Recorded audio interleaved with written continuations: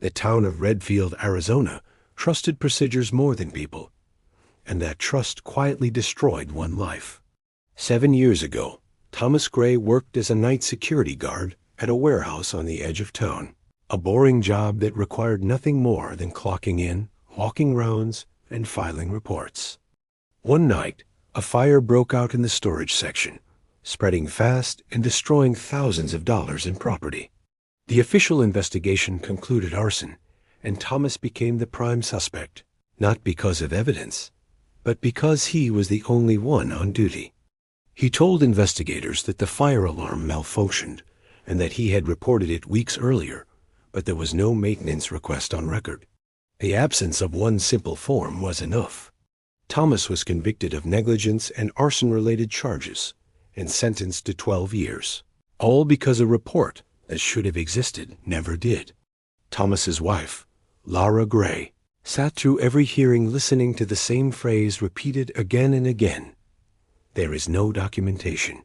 She remembered the night Thomas came home angry weeks before the fire, complaining that the alarm panel was faulty and that his supervisor had told him to stop worrying about it. Laura didn't argue with the court or accuse anyone. She understood something important very early on. Systems protect themselves, not people. She moved to New Mexico after Thomas was sentenced, found work as an administrative assistant, and slowly learned how internal reporting systems functioned, how requests were logged, rejected, deleted, or quietly ignored. She learned that missing paperwork often wasn't an accident, but a choice.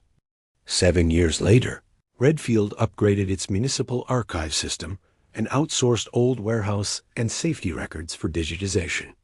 Laura applied through a contracting agency under her maiden name and was assigned to scan legacy maintenance logs, incident reports, and internal emails. She worked calmly, never rushing, never asking questions until she found it. Buried in an old supervisor's email archive was a short message sent months before the fire. Alarm panel acting up again. Guard reported it. We'll deal with it later. The sender was Thomas's supervisor. The timestamp matched Thomas's claim perfectly. Laura didn't print it or download it. She flagged it through the official audit channel with a neutral note stating, possible relevance to previously closed fire investigation. That single flag triggered a compliance review, quietly, without headlines. Investigators compared the email to warehouse maintenance policies and discovered a pattern of unfiled reports and ignored alerts. When they reopened Thomas Gray's case, the absence of the maintenance form was no longer evidence of guilt. It was evidence of misconduct. The conviction was overturned in less than an hour during a review hearing. Thomas walked out of prison confused, exhausted, and free. Laura met him outside, hugged him once, and said, "It's over." The supervisor resigned 2 weeks later. Charges followed for falsifying safety compliance and obstruction. The warehouse company settled quietly.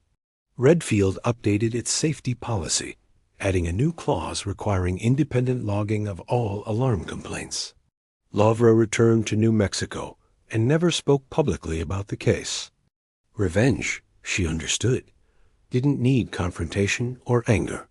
Sometimes it only needed the truth placed back into the system that tried to erase it.